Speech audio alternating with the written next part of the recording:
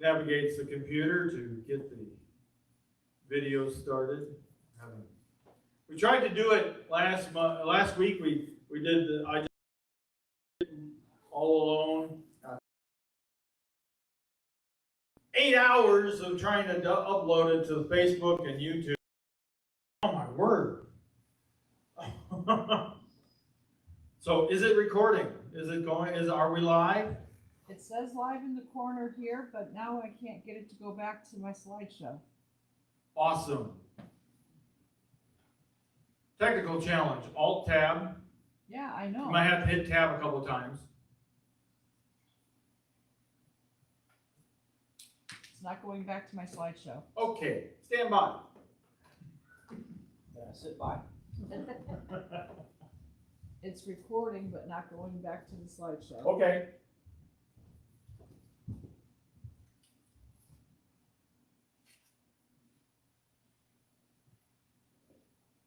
Guess what? PowerPoint shut down on me.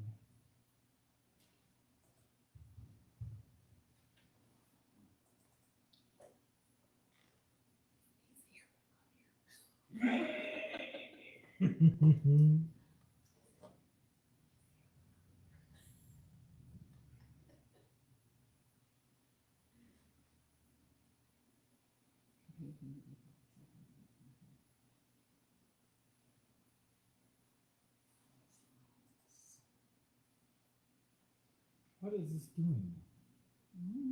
Yeah, it's your computer.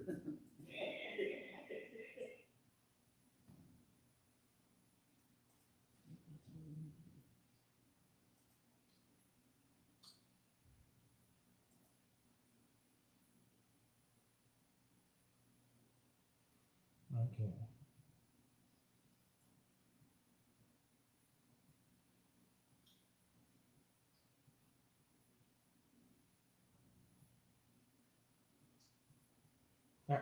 Okay, thank you. Yeah, I don't know. I'm not going to blame my wife for that. So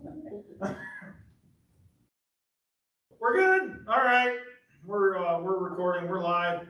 You know, I was just as we were going through the worship songs, something came to mind. Okay. There's a lot of information out there, and so as we sing that song, "Voice of Truth," I remember back when I was doing youth ministry, we did an exercise where I was blindfolded and my ears were plugged and everything, and I left the room, and the instructor gave instructions to everybody else in the room. And so I come out and I stayed blindfolded, but I took my earplugs out, and I had two good friends, and everybody in the room, actually, were yelling different instructions to me. Everybody was giving me different information. And it was actually quite confusing. But I reflect on those two good friends, because one friend was given an instruction that God would give, and the other good friend was given an instruction that Satan might give. And I had to try and discern, or try and filter out which voice I wanted to listen to. You see the point? We are inundated with information nowadays, especially, but we need to be focused on the voice of truth. Amen. And the other song that we sang, "God of this city," guess what? He is still the Lord of this city. Regardless of all the information that we get, He's still God, and He still is the voice of truth. Let's settle in that. Let's rest in that. I haven't even gotten to my sermon yet this morning, and this is awesome.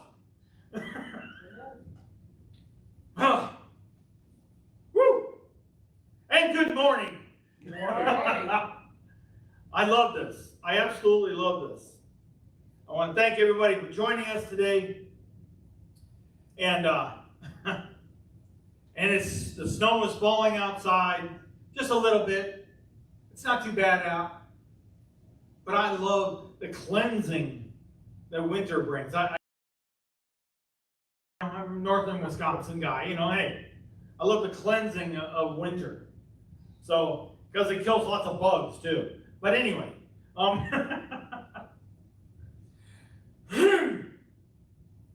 we will still have our Bible study this week, Monday night on Zoom. If you'd like to join us, please send me a message on Facebook or something like that. You don't have to have Facebook. Just send me a text, or an email, or I'll get you hooked up. So, I got something I want to share with you this morning. Do you realize that when God created you, He had a real plan to make you succeed? Amen. Some people think, well, I'm just a failure. No. About God's plan yet. Even before you took your first breath on planet Earth, your life's engineer or life's architect, your creator, had a photo print of a drawing with white lines on a blue background. Especially, look at that. That's a blueprint. Especially a print in the form of an architectural plan or a technical drawing. In the drawing room of His office, if you want to say, okay? God's got His own drawing room. Marking your first breath, your second breath, your 100th breath, your 1,000,000th breath. A real blueprint on how your life should impact life on earth. Because guess what? You are the original. You are an original. There is no one like you. You have the original plan. Your plan is to create history the only way that you can. Because you create your history. That's why when you were born, God watched with a smile. As you're announced, it's a boy, it's a girl. God rejoiced when you first opened your eyes and looked into the awestruck eyes. Or the nurse, whoever you saw first. God had one eye on His blueprint and one eye on you. As a baby took the first steps, standing, stumbling, falling, standing again. He made a little tick on the blueprint on schedule. Then even as you made your parents laugh, cry, yell, as you experimented with your childish antics, God watched over you with care and ticked on the blueprint on schedule. Friends, you and me, we the original, designed by God, with a special, destined by God for a particular lifestyle, directed by God, the real you. Should have a slide on this.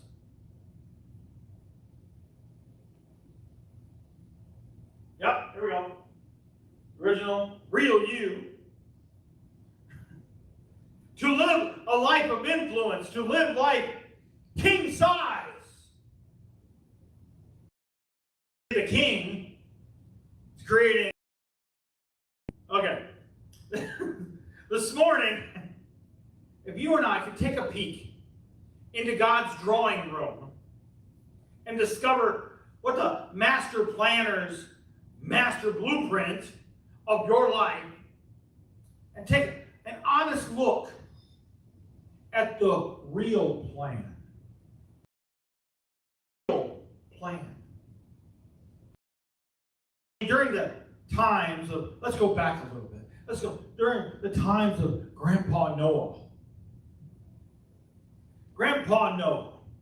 You know, God was kind of disappointed because nobody wanted to follow the real plan.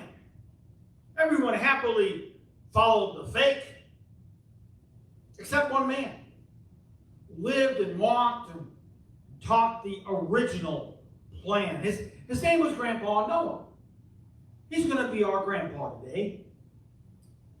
In the drawing room of God's office, if God laminates blueprints of people, I'm quite convinced that this blueprint is laminated and decorated with a thick frame hanging in God's office. Take a look at Grandpa Noah, his blueprint. You'll notice most of the life by God. You'll also notice something else, though. A unique wiring system engraved on the blueprint, marked in red with a special arrow pointing to the real plan. Yeah, I like my drawing there. Yeah, that was my wiring system. Yeah, don't ask me to wire your house. But if you take a peek at our blueprint, lying on God's grand table, in spite of the many times that we're not quite on schedule, according to our blueprint, this same unique wiring system is engraved on the blueprint as well. See, Grandpa Noah, all his grandkids, including you and me, we are wired to follow the real plan of our life's architect.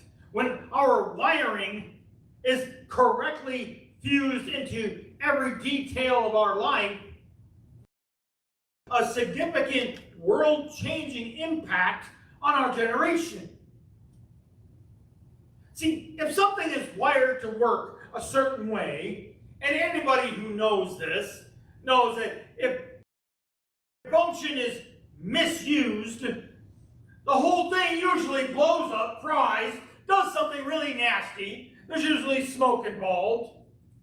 If you're wiring something incorrectly or misusing it or plugging it in incorrectly, something goes bad.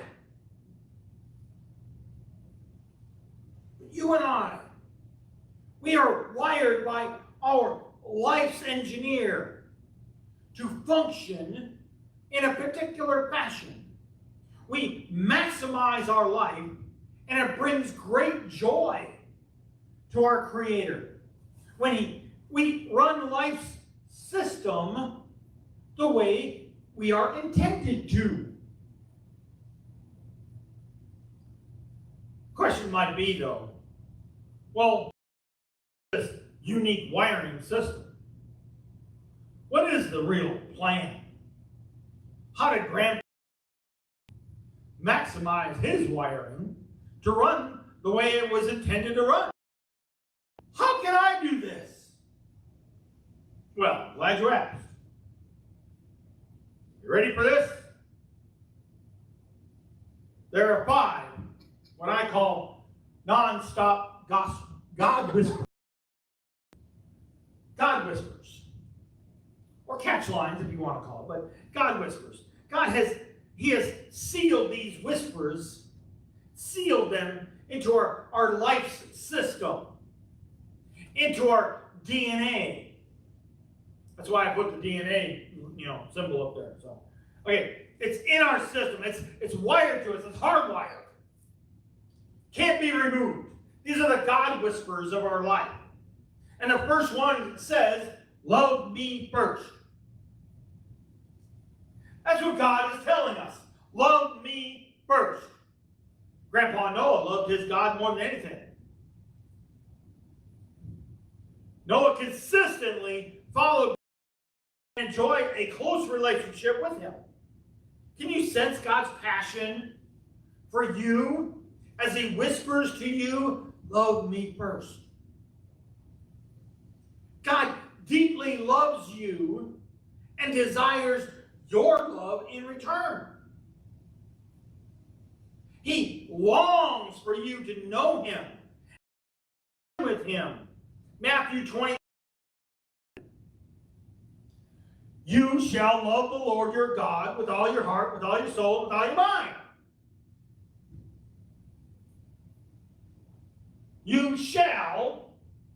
It's telling you you need to, you ought to, you need to now love your God with everything that is you. Love me first.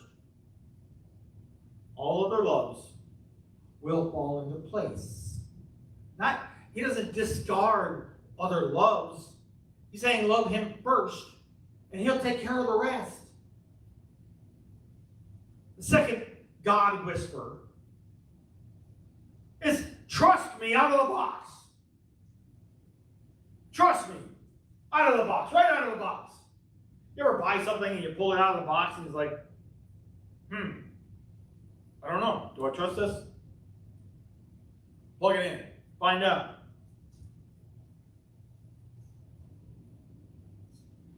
But he's saying, trust me, right out of the box. Grandpa Noah had three big problems, okay?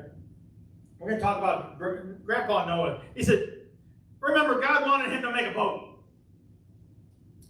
He wanted to make a boat, keep him and the family safe from a rain that would cause floods. Okay, first of all, Noah's like, okay, God, what is rain?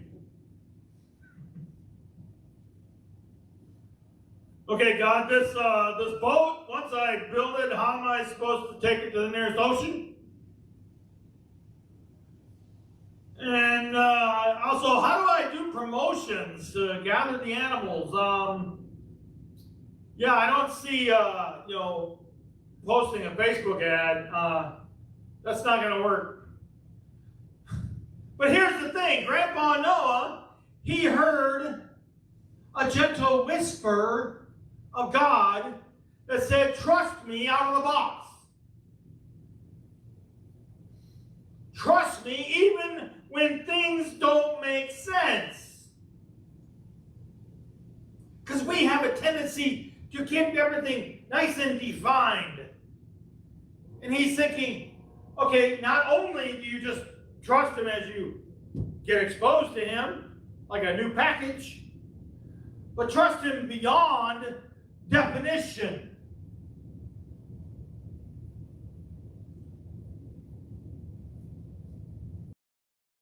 Understanding.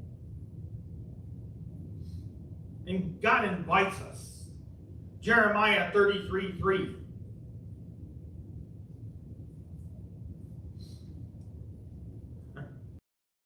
I love this one. Call to me and I will answer you. Basically saying, trust me. Here I am. And I will tell you great and mighty things. I will take you somewhere you ain't been. Because it says, I will tell you great and mighty things which you do not know.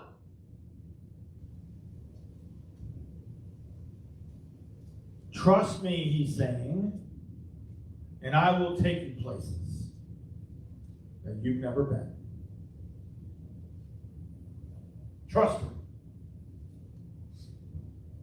The third God whisper I'm focusing on here is, obey me shamelessly. How do you describe it? What does this one even mean? Obey me shamelessly. Because here's the deal. Grandpa Noah did everything exactly as God commanded. Building a massive boat took him 120 years. But not just any boat. One specifically instructed on side animals on the boat. And to keep focus on this for 120 years was not easy. Especially when people around him were mocking him, insulting him. So what made Noah stick to the plan? Followed his wiring. He kept following the God whisper. We are wired to obey him shamelessly. Don't let the world get in your way of obedience.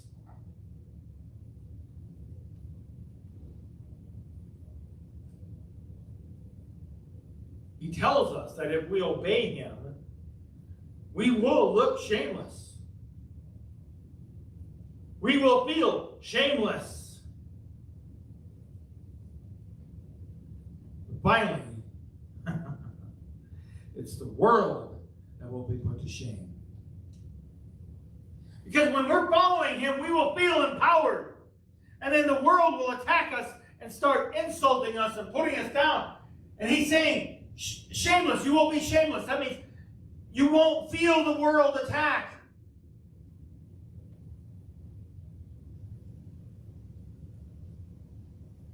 John 14:15.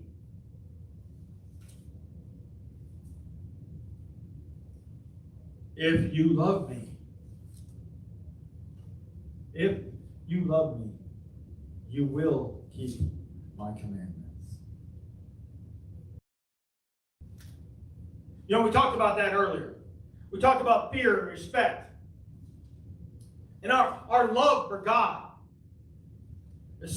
should be so strong that our desire is to keep his commandments. We really want to make him happy. The fourth God whisper. Thank me meaningfully. When we say, oh yeah, thanks God. Yeah, okay, I'm glad I survived that car wreck. Thanks God. Is there any meaning behind it? Yeah, I don't know. He is telling us to thank him with our hearts. Really mean it when we thank him. Because here's the crazy part. 150 after the flood. After the flood, Grandpa Noah, sitting there silent. Oh, thank you, Lord.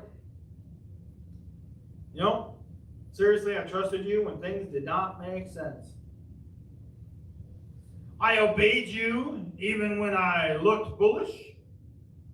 And today, I am alive to praise you and worship you. Grandpa Noah was over 600 years old, and he was still fresh to hear the God whisper, thank me meaningfully. Had said in Psalm 69, verse 30.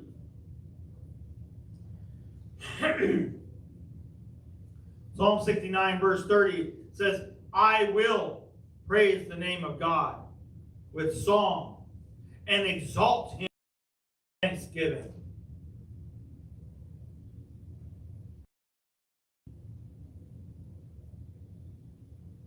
Can you hear the words? Don't just ramble off words without meaning. Be grateful for every detail of your life. When you enjoy, what you're doing in life, be thankful for it. And God is telling us, if you thank him, it will bring a smile. You know what's funny though? You know what's crazy is that people think, well, I'm going through a really difficult time. It's hard to thank God. I thank God anyway. Because I know that he loves me so much, he's trying to teach me something. He's trying to help me grow. It hurts sometimes. And sometimes it feels like it's never going to end. God has a plan, a real plan. The fifth God whisper I want to touch on this morning is when he was whispering in your ear, give me maximum.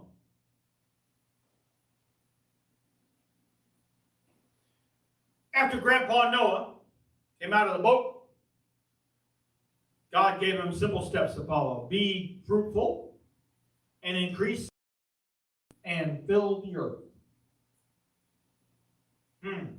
I now give you everything. I mean, you and I, guess what? We're wired like Grandpa Noah to hear this God whisper, give me maximum. You are the original. You have abilities and talents that nobody else on the planet Earth has. Give your best talents to impact your world. That's what he's calling for.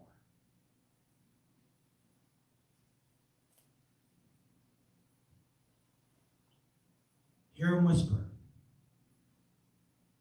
Give me your maximum. Watch me give you everything you need. Your world. Day and night, our soul's DNA, it vibrates, it pulsates with our life's creator's golden words. Love me first. Trust me out of the box. Obey me shamelessly. Thank me meaningfully and give me maximum. We are wired for this. We hear these whispers in our DNA.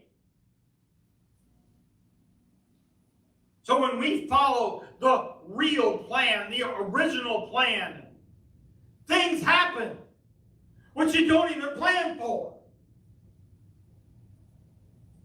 There was a guy in the Bible who followed the original plan while his nephew followed the fake. Uncle Abe. Uncle Abe and his Genesis 13. Genesis 13, 8 through 11. Actually, I think it's 8 through 9. Yeah, 8 and 9.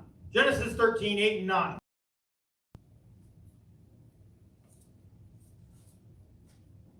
So Abram said to Lot, please, no strife between you and me, nor between my herdsmen and your herdsmen, for we are relatives. I'll be a bit of trouble between uncle and nephew.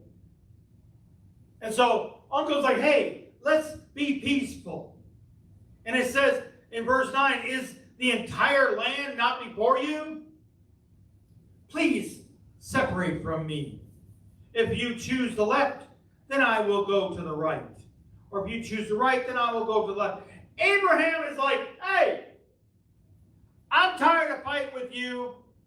I'm going to submit. If you're going to go this way, I'll go that way. I'll stay away from you. You stay away from me. We're good.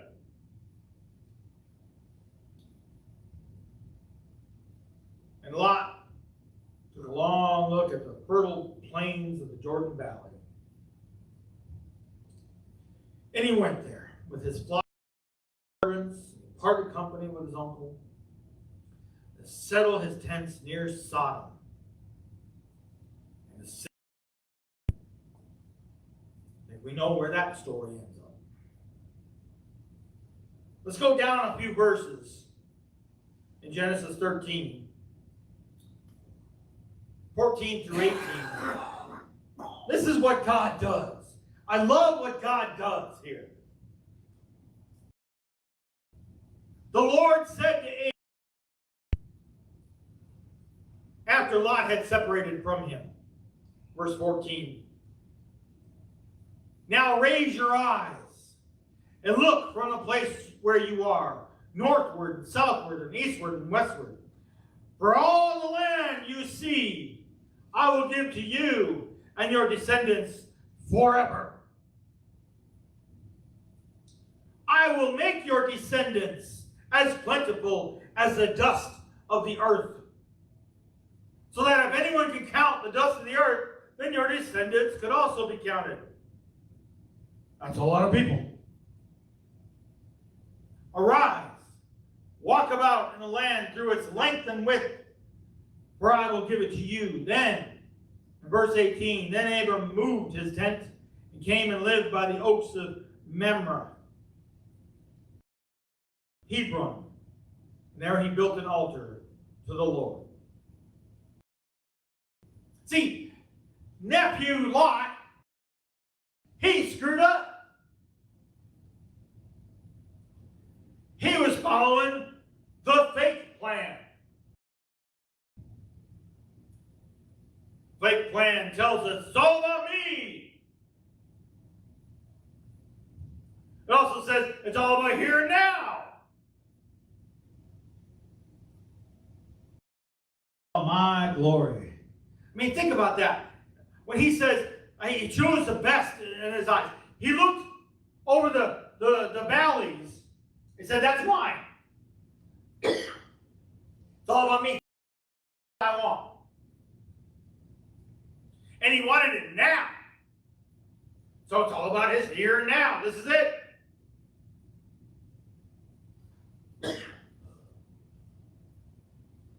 And he wanted what would give him the maximum mileage. It's all about his glory. But Uncle Abe was following the real plan. The real plan is, we're going to go through these again, with a little added work. I will love God. I will trust God out of the box. I will obey God shamelessly. I will thank God meaningfully, and I will give God maximum. Listen to this. The master stroke of the original, following the real plan, is guess what? Like Abram did with Lot. When you allow to make their own choice. Uncle Abe wasn't in a hurry. He allowed Lot to make his own path. Okay, what you got to do. This part is one of the most amazing moments in the history of the world. Because after Lot left, as if God was actually waiting for him to leave, God turns to Abe, and because you follow the real plan, I'm going to give you everything. When we follow the real plan, we change the world. God first, trust God out of the box, obey God shamelessly, thank God meaningfully, God maximum. Are you ready? Are you ready to follow the plan? So this morning we're going to transition to communion. So if you don't have your elements, there's some in the back. But for those that are watching online, you can pause this video and go get your elements. So we're going to follow the real plan because we're going to thank God meaningfully. Let's just take a moment. Hold on.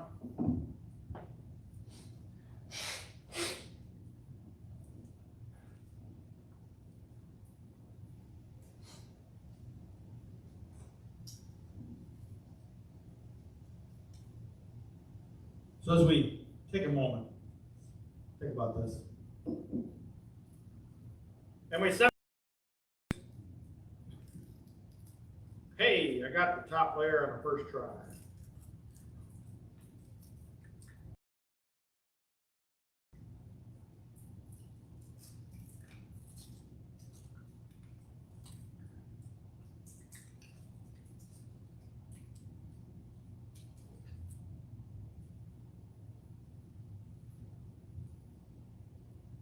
Okay, got a thought. Realize that as humans, we like to pass the buck.